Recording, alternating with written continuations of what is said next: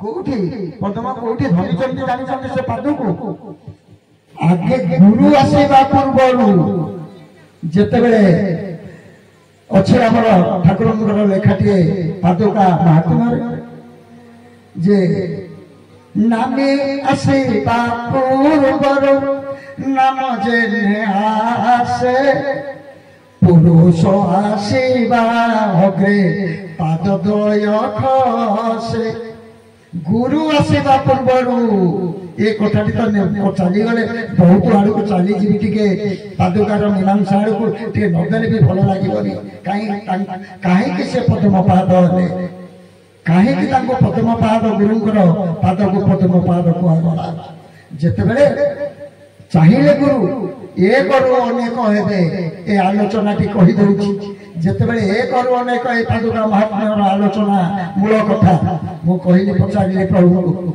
आपण तो एका थिले आपण कहीं पादटी बढ़ेले आपण कहीं धरापृष्ठ को आज देह धरी आसिले कहीं एक आपण तो कहले अव्यक्तर व्यक्त अंश अटे जीवभूत अनित्य आकार धरी अरूपरे गुप्त आज एक आम अनेक आपण तो कहते ए नरतनु आउठी ना केवल आम गुरुकर अव्यक्तर अच्छे अव्यक्तर आज व्यक्त होगी तमें सब नरतनु धरी आज आम आसे आम अव्यक्तर व्यक्त अंश जो सी आज आसी पितार परिचय देले चिरीर मंगल कहीं पिता कहले मोर जदि अव्यक्तर नरतनु नहीं तुम्हें आसिल कौटू सूक्ष्म कारण जगत पर्यंत अनादि मंडल पर्यंत नरतनु कौटी ना नरतनु केवल अव्यक्तर अव्यक्तर व्यक्त अंश आम समस्ते बुझिला ना कहते जीव किए परिचय देउछु तार जीव सत्य सनातन नित्य निर्विकार सी आसीना प्रतिष्ठा हाँपाई सी आसी आम मान प्रतिष्ठा करने तुम्हें निजक आगे जान तुम्हें माने किए कौटू आसीच कौन करने आसीच कौन करुच कौन करवा कथा ये कथा तुम्हें आगे जान बुझे यही से आसी सी आसीना ठाकुर ठाकुर बुलाई प्रतिष्ठा करवा सेवा गोटे प्रश्न उत्तर देते आम प्रतिष्ठित आमको कोई प्रतिष्ठा करवा दरकार नहीं आम आसो प्रतिष्ठा करने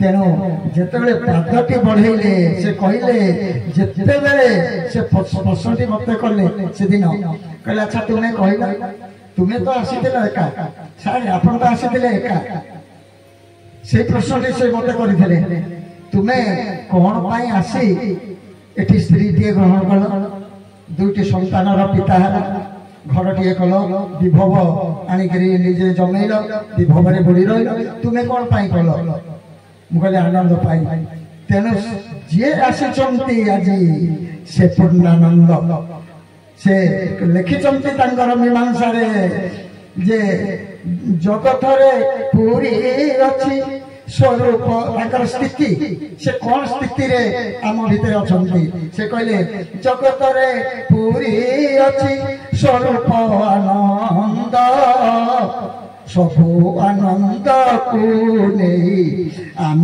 पूर्णानंद पूर्णानंद पुरुष आम कहले आम हूँ पूर्णानंद पुरुष आम सबुरी पूर्ण आनंद सबुरी आनंद आम हूँ गोटे गोटे आनंदर स्वरूप बा गुच्छ एना सर आनंदर गुच्छ पचारि मुझे आप घर संसार कले आप तो स्त्री ना पुओ ना शेष जीवन ना जदि मु घर संसार करे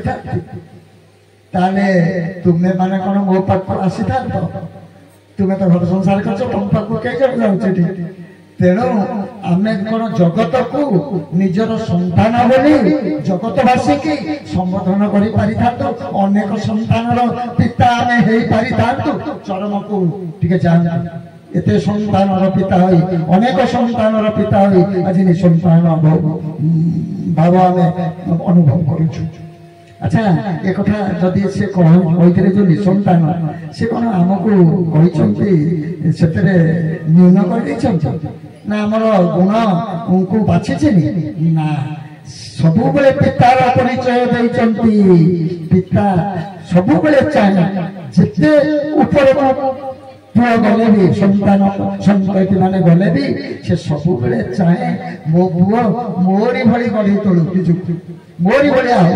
ସିଏ ଚାହିଁଥିଲେ ମୋରି ପୁଅ ମୋର ସନ୍ତାନଗଣ ଆଜି ଯୋଉ ବିଶ୍ୱ ଭାତୃତ୍ୱ ଦିବ୍ୟାତ୍ମା ପରିଷଦ ମୁଁ ଗଢିଛି, ଯୋଉମାନଙ୍କୁ ଆଜି ସନ୍ତାନ ବୋଲି ବିଶ୍ୱବାସୀକି ମୁଁ ସମ୍ବୋଧନ କଲି, ସମସ୍ତେ ମୋ ଇଚ୍ଛାରେ ସେ ସାମିଲ ହେଇ ମୋରି ଭଳି ନିଜକୁ ଗଢି ତୋଳିଲା। ତେଣୁ ପିତା ସବୁବେଳେ କହେ ଯେତେ ବାଟ ଗଲେ ବି ପୁଅ ଆଇଏଏସ୍ ଅଫିସର ହେଲେ ମଣିଷ ହେଲୁ, ତୁ ମଣିଷ ହେଲୁ ନୁହେଁ। ଏ କଥାଟା ପିତାର ବାକ୍ୟ, ପିତାର ଅନ୍ତରର ଭାବ। ତେଣୁ ଅନ୍ତର ଭାବକୁ ସିଏ ତା ଭିତରେ ପରିପ୍ରକାଶ କରିଛନ୍ତି, ବୁଝିଲେ ନା? ଅନ୍ତର ଭାବକୁ ସେ ପ୍ରକାଶ କରିଦେଇଛନ୍ତି ଯେ ଏତେ ସନ୍ତାନର ପିତା ଏ ସନ୍ତାନ ମୋରି ଭଳି କେହି ମୁଁ ଗଢି ତୋଳିବାକୁ ଯୋଉ ଆସିଛି ମୋରି ଭଳି ତୁମେ ହେଲ, ମୋରି ଭଳି ତାଙ୍କର ଇଚ୍ଛା କର, ମୋରି ଭଳି ତୁମେ ସମସ୍ତେ ହୁଅ, ସମସ୍ତେ ଠାକୁର ହେଇଯାଅ ନୁହେଁ।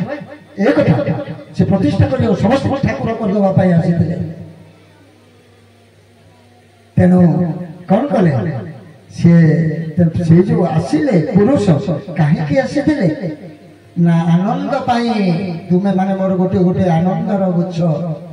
ମୁଁ କହିଲି କଣ ଆନନ୍ଦ ଆମକୁ ଦେଖି ଆନନ୍ଦ ସବୁବେଳେ ହୁଅନ୍ତି? ନାଇଁ ନାଇଁ ନାଇଁ, ଗୋଟିଏ ସମୟରେ ଦୁଃଖ ଆସେ।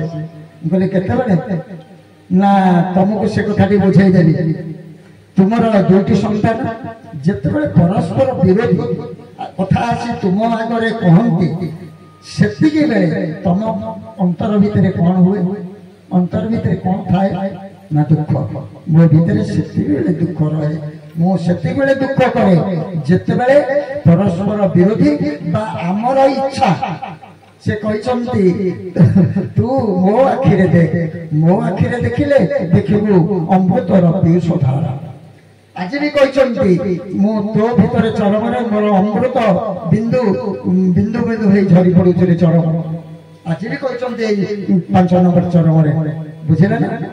ତେଣୁ ସେ କହିଛନ୍ତି ଆମ ଆଖିରେ ଦେଖିଲେ ତୁ ଦେଖିବୁ ଅମୃତର ପୀୟୁଷ ଧାରା, ତୁ ତୋ ଆଖିରେ ଦେଖିଲେ ଦେଖିବୁ ଖାଲି ବିଷୟ ବିଷୟା ବିଷୟ ବିଷ। ବୁଝିଲେ ଏ କଥାଟି କହିଛନ୍ତି ନା? କହିଛନ୍ତି।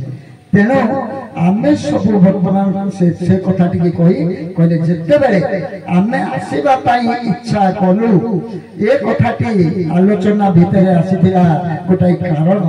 ସେ କାରଣଟି ହଉଛି ପ୍ରଥମ ଯେତେବେଳେ ଭ୍ରାମ୍ୟମାଣ ରାମ ବୁଲିଲେ ସମସ୍ତେ କଣ କଲେ? ଏବେ ବି ଆମେ କଣ କରିଛେ? ଠାକୁରଙ୍କ ପାଦୁକାଙ୍କୁ ତଳେ ରଖି ବିଗ୍ରହଙ୍କୁ ଉପରେ ରଖିଛେ। କିନ୍ତୁ ଆମ ସଂଘର ଜଣେ ବ୍ୟକ୍ତି, ତାଙ୍କ ନାଁ ବି କହିଦେଉଛି, ସେ ହେଉଛନ୍ତି ନେପୁଦା। ସେ କଣ କଲେ ନା ପାଦୁକାଙ୍କୁ ଉପରେ ରଖି ବିଗ୍ରହଙ୍କୁ ତଳେ ରଖିଲେ ନାମ ମଣ୍ଡପରେ।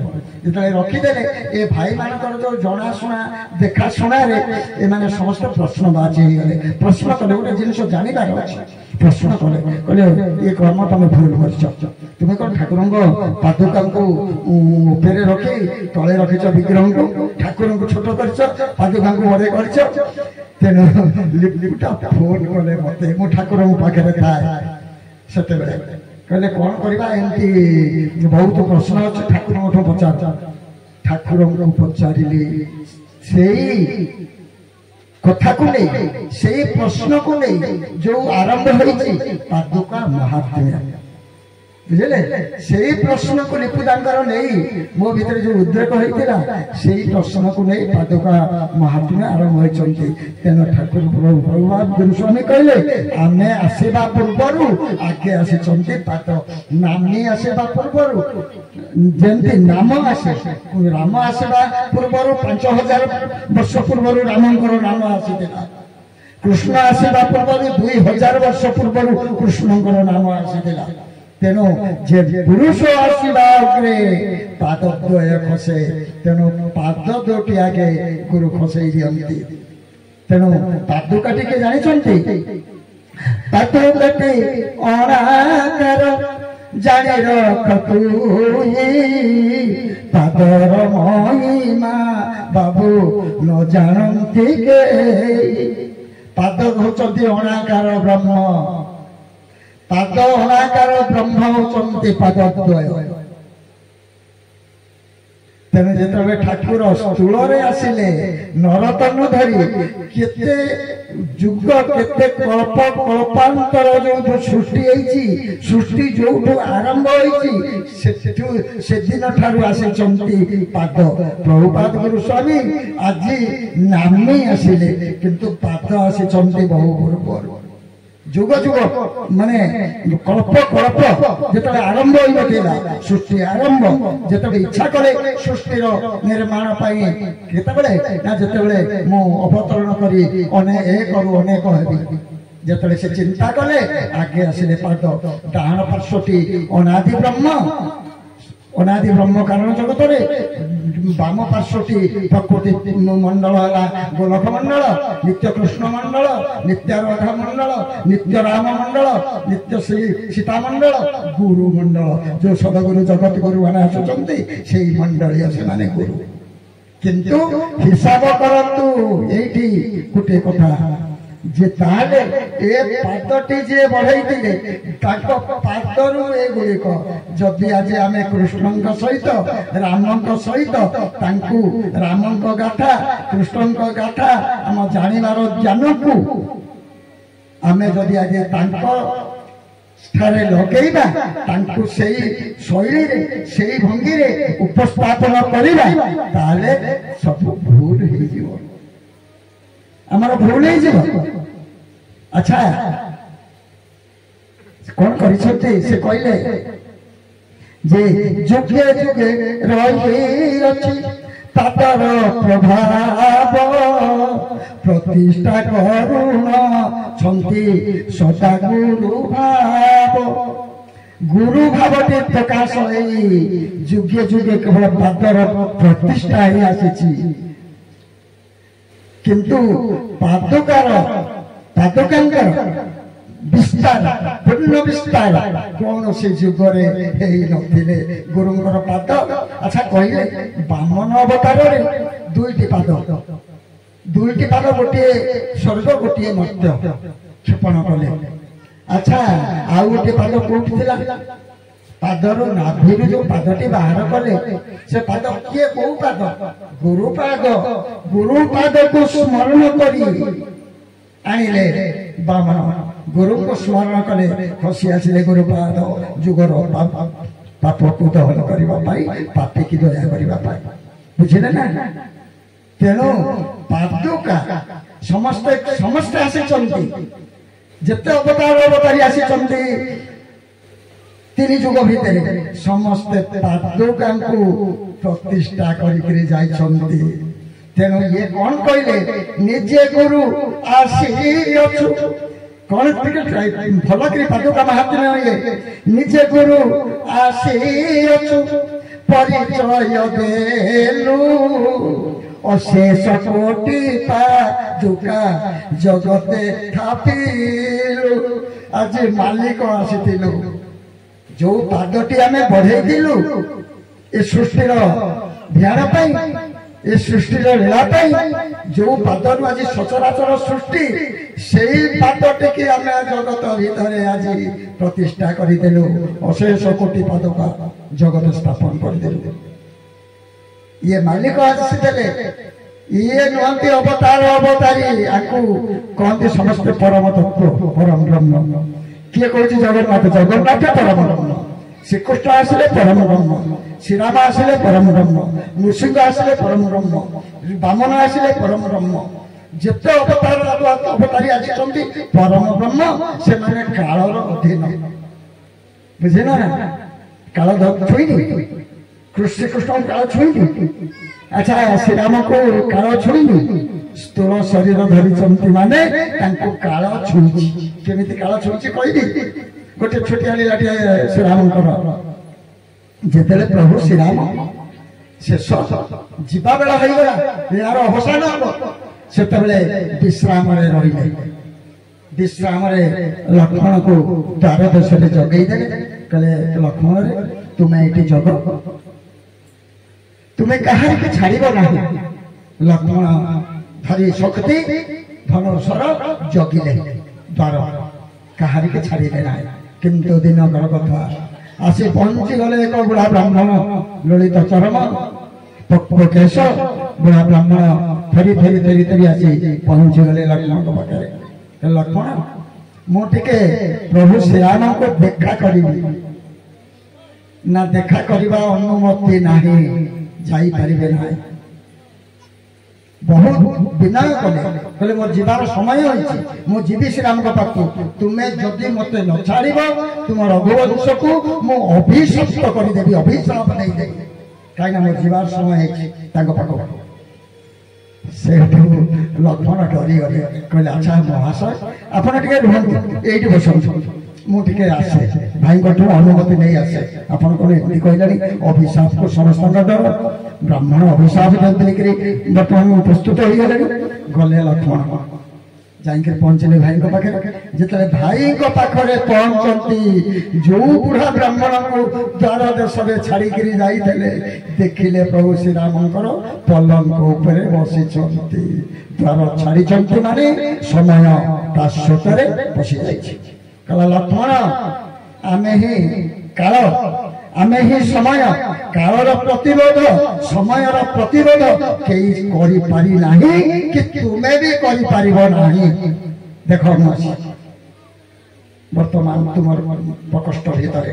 ଆଉ ଶ୍ରୀରାମକୁ ସବୁ କହିଲେ, ଦେଖ ତୁମର ସମୟ ହେଇଯାଇଛି, ତୁମେ ଯିବାର ସମୟ ହେଇଯାଇଛି, ତୁମେ ମୋ କବଳରେ ବର୍ତ୍ତମାନ ତୁମେ ସମୟ ବା କାଳର କବଳରେ ତୁମେ କବଳିତ। ଲକ୍ଷ୍ମଣ ଫେରି ଆସିଲେ। ଯେତେବେଳେ ଭାଇଙ୍କର ଆଦେଶ କଣ ଥିଲା, କାହାକୁ ଛାଡ଼ିବନି। ଯଦି ସିଏ ଆସି କହିଲେ ତୁମେ ଦଳ ଛାଡ଼ି ଚାଲିଗଲ ପଚାରିବା ପାଇଁ, ଲକ୍ଷ୍ମଣ ସେଠୁ କଣ କଲେ, ସରଜୁ ନଦୀ କୂଳକୁ ଯାଇକରି ପ୍ରାଣ ବିସର୍ଜନ କରିଦେଲେ। ବସିକିରି ଧ୍ୟାନ ସ୍ଥରେ ପ୍ରାଣ ବିସର୍ଜନ କରିଦେଲେ, ଅନ୍ୟତ ବାହାରି ଚାଲିଗଲେ। ତାପରେ ଶ୍ରୀରାମ ପାତ୍ର ମନ୍ତ୍ର ପାରିଷଦକୁ ଡାକି ସରଜୁ ନଦୀରେ ଝାସ ଦେଲେ। ବୁଝିଲା, ଇଏ ହଉଛି କାଳର ଗତି। ସମସ୍ତେ କାଳର ଗତିରେ ଯାଇଛନ୍ତି। ପରମ ତତ୍ଵ ଯୋଉ ଆସିଛନ୍ତି, ପରମ ବ୍ରହ୍ମ ଯାହାକୁ କହୁଛ, ଅବତାରୀ ମାନେ କାଳର ଗତିରେ ଯାଇଛନ୍ତି। କାହିଁକି ନା କାଳ ଶରୀରରୁ ସମସ୍ତେ ଆସିଥିଲେ, କାଳ ଶରୀରରେ ଯାଇଛନ୍ତି। କାଳ କିଏ କହିଲେ, ଏଇଠି ଟିକେ ମୁଁ ଯିବି। କାଳ ତାହେଲେ କିଏ? ଯୋଗ ମାୟା ରୂପୀ କାଳ ବିସ୍ତାରିଲା ମାୟା, ପ୍ରକୃତି ପୁରୁଷ ମିଶି ପ୍ରକାଶିଲେ କାୟା। ଏ ହେଲା ନା କାଳ କିଏ? ତାହେଲେ ଠାକୁରଙ୍କ ଲେଖାଟିଏ, ଯୋଗ ମାୟା ରୂପୀ କାଳ। ଯୋଗ ମାୟା जो माया विस्तार करते से माया आने अनादि मध्य आदि शक्ति माया स्वरूपे विराजती से माया होइला विस्तार राधिनी शक्ति नाम तार से ही काल से ही जोग माया से नरमानक भीतर हरि से ही आसीथिले तांकरी ठारू ही कृष्ण तांकरी ठारू राम तांकरी ठारू आसीथिले अवतार अवतारी चेतन अचेतन रे चेतन अचेतन लीला चली सृष्टि आम अचेतन से चेतन सन्तान बुझिले एथर बुझिले तो किए कौटी कहार स्थान आम केमी सजाई जहाँ को जदि चरम ज्ञान भितर आम पशि था मु आलोचना करी चरम गोटे गोटे पॉइंट परिचय लुचि रही चरम पृष्ठ से किए तेणु से कौन करते तेणु आज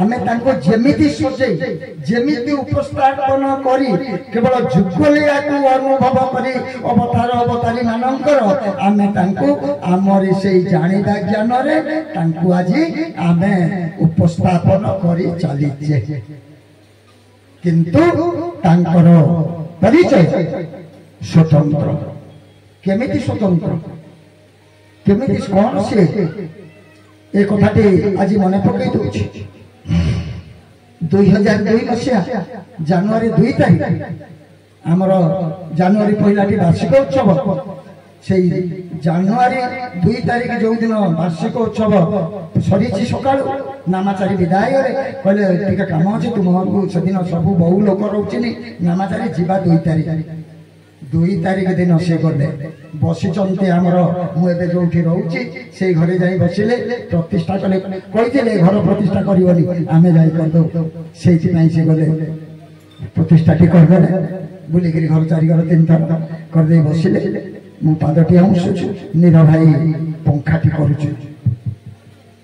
ପଙ୍ଖା କରୁଛୁନି କହିଲେ ସମସ୍ତେ ତ ଆମକୁ ବିଭିନ୍ନ ସଜେଇ ବିଭିନ୍ନ କଥା ଶୈଳୀରେ କଳେକି ରାମକୃଷ୍ଣ ଭଜନ ବି ଲେଖୁଛନ୍ତି, ଗାଉଛନ୍ତି, ଆଉ ମତେ ଆମକୁ ତ ସବୁ ସମାନ କରୁଛନ୍ତି ସମସ୍ତଙ୍କ ସାଙ୍ଗରେ। ତୁମେ କେମିତି କଣ ଆମ ସହିତ ତ ବହୁତ ଦିନ ମିଶିଲଣି ପାଠପଢା ଜୀବନରୁ 1966 ମସିହାରେ ଚତୁର୍ଥରୁ। ତେଣୁ ତୁମେ ଆମ ବିଷୟରେ କେମିତି କଣ ଆମ ବିଷୟରେ ଟିକେ ଜାଣୁଛ, ଟିକେ କହିଲ, ଆମକୁ ଅନୁଭବ କରୁଛ। କହିଲେ କେମିତି ଅନୁଭବ କରିବ? ସେ ତ ଯେମିତି ପ୍ରକାର ଚିତ୍ରରେ କୃଷ୍ଣଙ୍କୁ ସଜେଇଛନ୍ତି, ଯେମିତି ଚିତ୍ରରେ ରାମକୁ ସଜେଇଛନ୍ତି, ଆପଣ ତ ସେମିତି ଚିତ୍ର ଧରି ଆସିନାହାନ୍ତି। ବୁଝିଲେ ନା ସାର୍ ଏଇ କଥା? ମୁଁ କହିଲି ଆପଣ ତ ସେମିତି ଚିତ୍ର ଧରି ଆସିନାହାନ୍ତି। କେତେ ସୁନ୍ଦର ଭାବରେ ରାମକୃଷ୍ଣଙ୍କୁ ଏଇନାକେ ମାନେ ଆମର ସଜେଇକିରି କେତେ ତାଙ୍କ ଲାବଣ୍ୟ ଠାଣି କରି କେମିତି କହୁଛନ୍ତି ଆର୍ଟିଷ୍ଟ ମାନେ, ଚିତ୍ରକାର ମାନେ। ଆପଣ ତ ସେମିତି ଚିତ୍ର ହେଇ ଆସିନାହାନ୍ତି। ରାମକୁ ଯେମିତି ସଜେଇକିରି ବର୍ତ୍ତମାନ କରିଛନ୍ତି ଚିତ୍ରକାର, ଆପଣ ତ ସେମିତି ଚିତ୍ର ହେଇକିରି ଆସିନାହାନ୍ତି। ତାହେଲେ ଆପଣଙ୍କୁ କେମିତି ଯୋଉ କହିଲେ କୋଉଠୁ ଯାଉଛି ତୋ ପିତା ରିକ୍ତ ହସ୍ତରେ ଆସିଛନ୍ତି। ତେଣୁ ତାଙ୍କର ହାତରେ କରପଲ୍ଲବରେ ଶୋଭା ପାଉଛି ଏକମାତ୍ରରେ ଚରମ। ଆଚ୍ଛା ଚରମରେ କଣ ଦେଇଛନ୍ତି? ସେ କଣ କହିଲେ? ଆମେ ଆଗାମୀ ଯୁଗ ଭଳି ରିକ୍ତ ହସ୍ତରେ ଆମେ ଆସିଛୁ, ଆଗାମୀ ଯୁଗ ଭଳି ଆମେ ଗଦାଧର ବେଣୁପାଣି ଏ ନାମ ଧରି ଆସିନୁ। ଆମେ ଆମ ଆସିଛି କଣ? ସତ୍ୟ ଶାନ୍ତି ଦୟା କ୍ଷମା। ସତ୍ୟ ଶାନ୍ତି ଦୟା କ୍ଷମା ଇଏ କଣ ଦୃଶ୍ୟମାନ? ଇଏ ଦେଖା ହେଉଛି ସତ୍ୟଟା କେମିତି, ଶାନ୍ତିଟା କେମିତି, ଦୟା କେମିତି, କ୍ଷମା କେମିତି, ଇଏ କଣ ଦୃଶ୍ୟମାନ? ତେଣୁ ତାଙ୍କ ହାତରେ ଯାହା ଆସିଥିଲା ଅଦୃଶ୍ୟ ଶକ୍ତି, ସେମାନେ ଆଣିଥିଲେ ଦୃଶ୍ୟମାନ ଶକ୍ତି, ଇଏ ଆଣିଥିଲେ ଅଦୃଶ୍ୟ ଶକ୍ତି। କଣ ସାର୍ ଏକଥା ପରିପୂରକ ନା? ଠିକ ନା? ଆମେ ତା ଦେହରେ ପଶିଲେଣି ଏପର୍ଯ୍ୟନ୍ତ ସମୟ ବହୁ ପ୍ରଶ୍ନ ମତେ ଆସିଛି ଏପର୍ଯ୍ୟନ୍ତ। ଭାଇ ଠାକୁର କହିଲେ ରିକ୍ତ ହସ୍ତରେ ଯାଇଛନ୍ତି, ପୁଣି କଣ କରିବେ? କଳର ପଲ୍ଲବରେ ତୁ ଶୋଭା ପାଉଛୁ, ଚରମରେ ତୁ ଏକମାତ୍ର ଶୋଭା ପାଉଛୁ। କେମିତି ଆକୁ ଠାକୁର ପରସ୍ପର ବିରୋଧୀ। ଆମର ଜଣେ ଇଏ ଭଲ ଆଜି ଗୋଟେ ମୋର ଗୋଟେ ଭାଗ୍ୟ, ଆମର ଭଳି ଶାଖାର ଜଣେ ଅଜୟ ଭାଇ ଅଛନ୍ତି, ଜଣେ ଶ୍ରୋତା, ସେ ଜଣେ ଶ୍ରୋତା ସାର୍, ଜଣେ ଶ୍ରୋତା। କାହିଁକି ନା ବିଭିନ୍ନ ସମୟରେ ତାଙ୍କ ଠାରୁ ଅଜୟ ଭାଇଙ୍କ କଥା କହିବି, କେମିତି ତାଙ୍କର ପ୍ରଶ୍ନ ତାଙ୍କ ଭିତରେ ଅଛି, ତାର ସମାଧାନ କେମିତି ମୋ ଭିତରେ ଅଛି, ତାଙ୍କ ପ୍ରଶ୍ନର ସମାଧାନ ମୁଁ କରିବି ଆଗକୁ ଶେଷରେ। ସେ କେତେ ପ୍ରଶ୍ନ କହିଛନ୍ତି, ସେ ପ୍ରଶ୍ନର ସମାଧାନ କେମିତି ଭାବରେ ସରଳରେ ଆଜି ହବ, ସରଳ ଭାବରେ। ତେଣୁ ସତ୍ସଙ୍ଗ ନୁହେଁ ଯେ ମୋ ମନ ଇଚ୍ଛା ମୁଁ ଗପି ଦେଇ ଚାଲିଯିବି। ସତ୍ସଙ୍ଗ ହେଉଛି ଅନ୍ୟମାନଙ୍କ ଭିତରେ ଥିବା ସନ୍ଦେହ ପ୍ରଶ୍ନବାଚୀକି ଦୂର କରିବା, ତାଙ୍କ ଯଥାଚିତ ସମ୍ମାନ ଦେବା ତାଙ୍କର ଭାବକୁ। ଏ ହେଉଛି ସତ୍ସଙ୍ଗ। ସାର୍ କଣ କୁହନ୍ତୁ? ସତ୍ସଙ୍ଗ କଣ ମୁଁ ଯାହା ଆସିଲା ମୋର ପାଟିକି ନେଇ କହିଦେଇ ଚାଲିଯିବି, ସମସ୍ତଙ୍କ ପାଇଁ ଗ୍ରହଣ, ସମସ୍ତେ ତାକୁ ଗ୍ରହଣ କରିବେ। ତେଣୁ ସେ କଣ ହେଲେ? ଏ ଯୋଉ ପୁରୁଷଟି ଆସିଲେ, ଏ ପୁରୁଷଙ୍କର ପରିଚୟକୁ ଆଗେ ଟିକେ ଯିବା। ଇଏ କାହିଁକି ଏମିତି ଲେଖିଲେ ରିକ୍ତ ହସ୍ତ? ରିକ୍ତ ହସ୍ତ ଯଦି, ତେଣୁ ଟିକେ ଯିବା ଚରମକୁ ଲେଖୁଛନ୍ତି କୋଉଠି?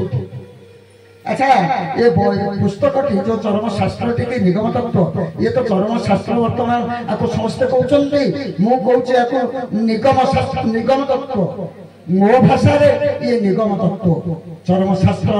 କାହିଁକି? ପ୍ରଭୁ ଥିଲା ପର୍ଯ୍ୟନ୍ତ ଇଏ ଶାସ୍ତ୍ର ଥିଲା। କାହିଁକି? ଯଦି ଏହା ଶାସ୍ତ୍ର ବୋଲି ଆମେ ବିବେଚନା ନବା, ତାହେଲେ ଇଏ ଧୂଆଁ ବାଣ ହେଇଯିବ। ବୁଝିଲେ? କାହିଁକି? ସେ ଲେଖିଛନ୍ତି ଶାସ୍ତ୍ର ଧୂଆଁ ବାଣ, ଲେଖିନାହାନ୍ତି। ତେଣୁ ଏ ପୁସ୍ତକଟି ଏ ଯୋଉ ପ୍ରକାଶ ପାଇଲା ତାଙ୍କ ରିକ୍ତ ହସ୍ତର କରକମଳରେ, ଏ ନିଗମ ତତ୍ତ୍ୱ, ଏ ନିଗମ ତତ୍ତ୍ୱର ରୂପ ନାହିଁ କି ରେଖ ନାହିଁ, ଅଛି କୋଉଠି ଅଛି? ଆଚ୍ଛା ତାଙ୍କ ହାତରେ 100 ଗୋଟି ଅକ୍ଷର, ମୁଁ ଆର କରିଦଉଛି, 100 ଗୋଟି ଅକ୍ଷର ଲେଖା ହେଇକିରି ଅଛି କି? ଅଛି କେମିତି? ସୂକ୍ଷ୍ମରେ ଅଛି।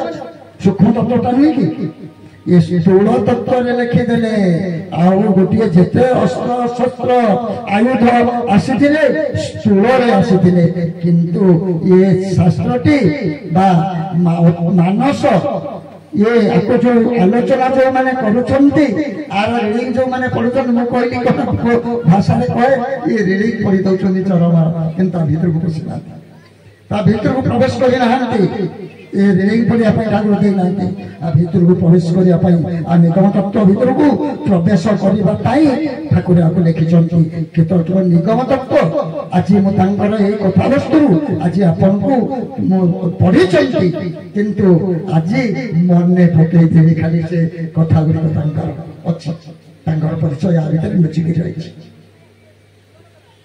तेनु से जो पुरुष आसिले निजको आम आज परम तत्व कहचे परम ब्रह्मर जुग शुणु ये खाली ब्लैक बोर्ड कम यहाँ क्लास कम जो अनादि ब्रह्म आसिले से तीन भाग में विभक्त हो गले सत चेति आनंद सचिदानंद पुरुष अनादि ब्रह्म होती सचिदानंद पुरुष सत चेति आनंद सत चैतन्य चैतन्य स्वरूप जीव